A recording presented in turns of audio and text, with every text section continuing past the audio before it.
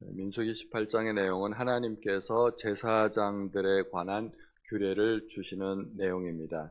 오늘 본문은 특별히 하나님께서 제사장들에게 주신 제사장들의 생계를 책임지시겠다는 그런 의미로 말씀해 주시는 것입니다. 백성들이 하나님께 제사를 드리기 위해서 또는 여러 가지 감사 예물을 하나님 앞에 드리는 경우가 있습니다. 레위기에 나오는 5대 제사가 있지 않습니까?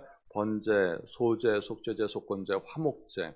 그런데 번제는 짐승을 잡아서 토막 내가지고 전부 다 불로 태우기 때문에 번제 중에서는 남는 게 없습니다.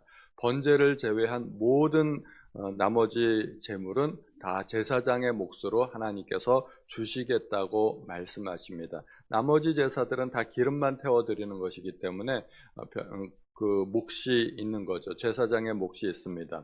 번제라 할지라도 짐승의 가죽을 벗겨서 태우기 때문에 그 가죽 또한 제사장의 몫이 되었습니다.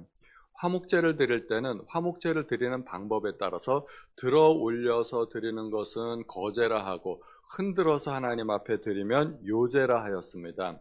그러므로 거제물과 요제물도 역시 제사장의 몫이 될 수 있었습니다. 그리고 가나안 땅에 들어가서 농사를 지었을 때 곡식의 첫 소산물은 하나님 앞에 바쳤습니다. 그들이 애굽 땅에서 고난받은 것과 광야에서 40년 동안 방황한 것을 기억하면서 가나안 땅에서 농사를 지었을 때 첫 소산물은 이것은 하나님의 것입니다 하고 하나님 앞에 바치게 되는 것이죠.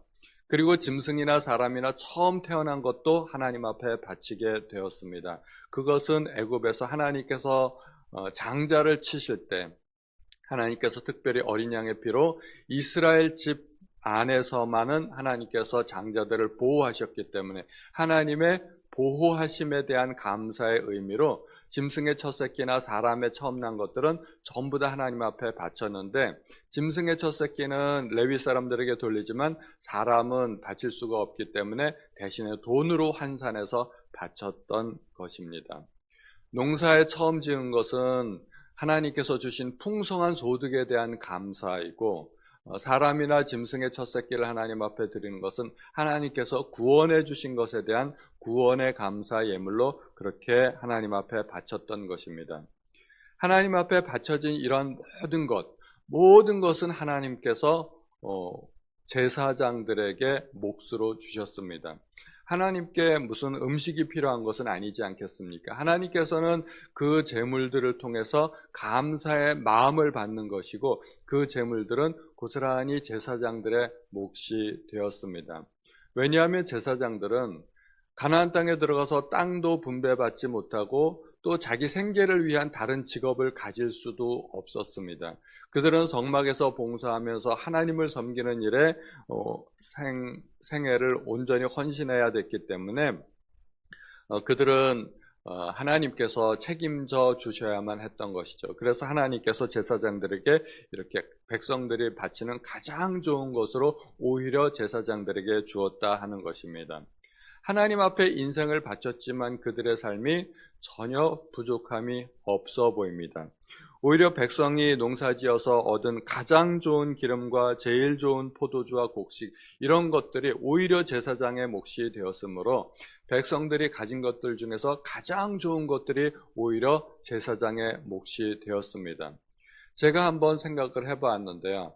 백성들 중에서 만약에 소를 잡아서 먹고 싶다. 젊고 튼튼한 소가 있고 병든 소가 있고 어느 것을 잡아야 될까요? 젊고 튼튼한 소는 일을 해야 되잖아요. 밭을 갈아야 되잖아요.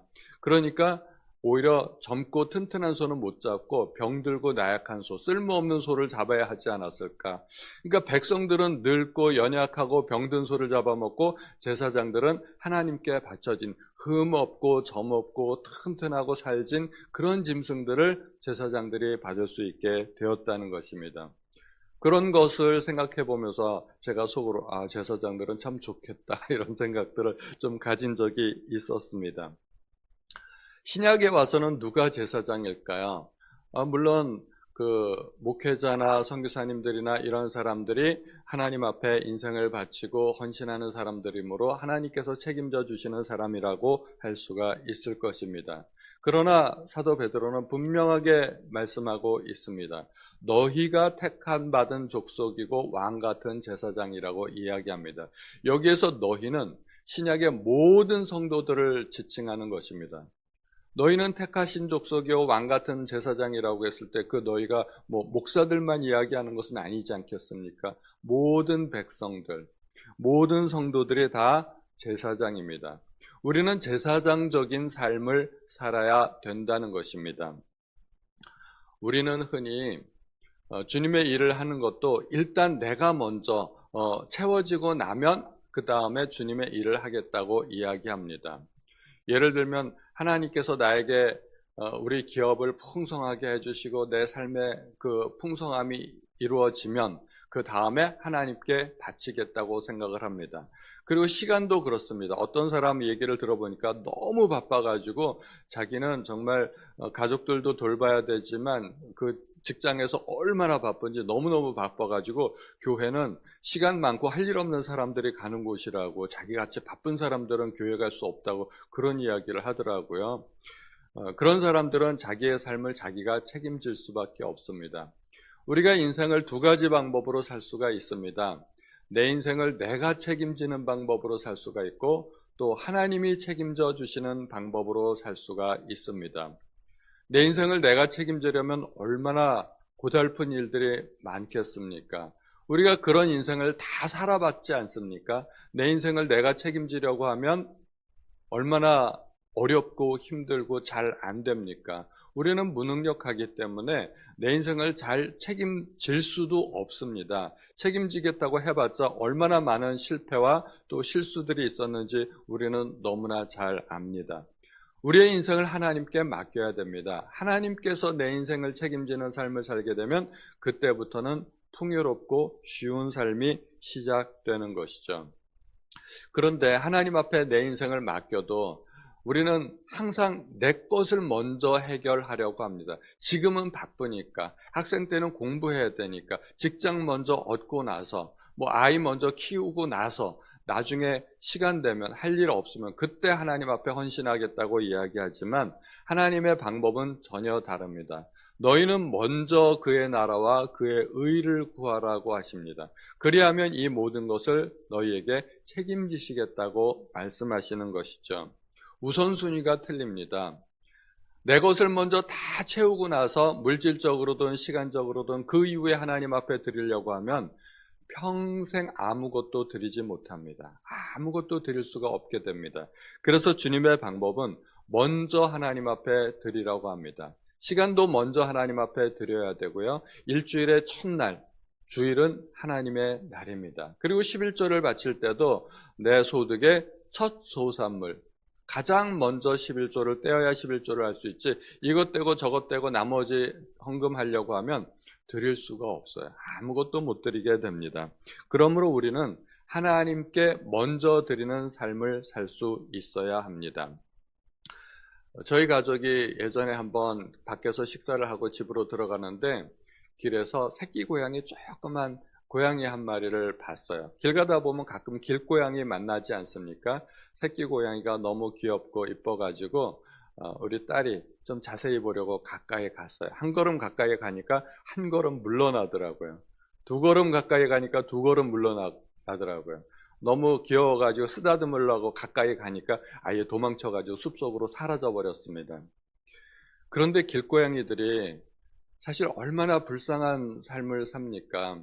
먹이 구하기가 쉽지 않아요. 요즘은 마을 사람들이, 송도 주민들이 먹을 것도 갖다 주고 그러기는 하지만, 그러나 대부분의 길고양이들은 먹을 것을 구하기 위해 정말 사투를 벌여야 됩니다. 옛날 같으면 쓰레기통 뒤지면 먹을 거라도 있었죠.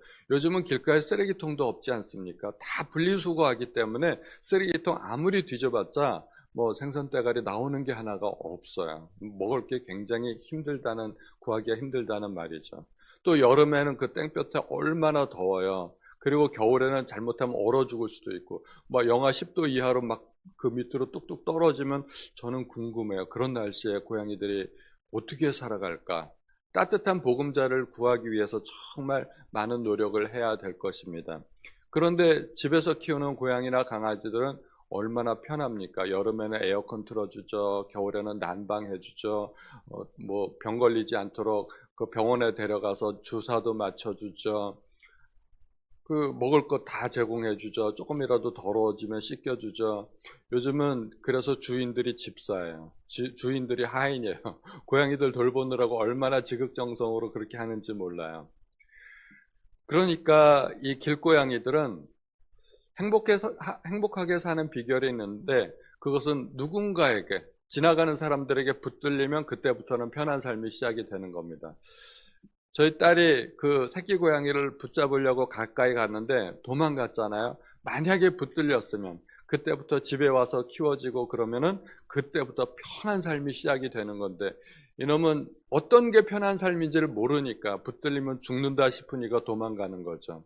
그런데 붙들리면 그때부터 인생 펴는 겁니다. 우리의 인생도 마찬가지입니다. 하나님은 우리의 인생을 붙들어 주시려고 다가오시는데 우리는 자꾸 도망가요. 붙들리면 죽는 줄 알고, 붙들리면 그때부터 고생인 줄 알고 도망가는데, 사실은 붙들려야 사는 것입니다. 하나님 앞에 온전히 붙들리면 하나님께서 책임지십니다. 오늘 본문을 읽어보면 하나님께서 제사장들을 얼마나 지극정성으로 보살피시는지 그것을 알 수가 있겠습니다. 왜냐하면 제사장들은 아무 분깃이 없기 때문입니다. 20절에 보면 여호와께서 또 아론에게 이르시되 너는 이스라엘 자손의 땅에 기업도 없겠고 그들 중에 아무 분깃도 없을 것이나, 여기까지만 읽어보면 정말 불행하죠. 땅도 없고 분깃도 없고 다른 직업을 가질 수도 없고. 그러나 그 뒷부분이 반전입니다. 내가 이스라엘 자손 중에 내 분깃이요 내 기업이니라. 하나님 안에는 모든 것이 있습니다. 모든 풍성함이 있고 모든 행복이 있고 모든 복이 다 있습니다. 그 하나님을 내 소유로 삼으면 그때부터 우리의 인생이 펴지게 되는 것입니다. 하나님을 우리의 소유로, 우리의 분깃으로 삼으시는 우리 모든 성도님들 되시기를 예수님의 이름으로 축원드립니다. 하나님 아버지 감사합니다. 오늘도 하나님께서 제사장들에게 주신 그 놀라운 복을 우리가 함께 묵상하였습니다. 하나님께서는 제사장들을 당신의 소유로 삼으시고 오직 하나님만 섬기는 일을 하게 하셨지만, 그러나 그에 합당한 복을 하나님께서 허락하여 주셨습니다. 백성들이 거둔 모든 땅의 소산물이나 또는 짐승들이나 가장 좋은 것으로 하나님 앞에 바쳤을 때 하나님께서 그것을 오히려 제사장들의 몫으로 주셨습니다. 하나님, 우리도 이 땅의 제사장들과 같은 제사장적인 삶을 살 수 있도록 도와주옵소서. 그리할 때 하나님께서 주시는 풍성한 복을 받을 수 있을 줄로 믿습니다. 모든 말씀 감사드리며 우리 주 예수님의 이름으로 기도하였습니다. 아멘.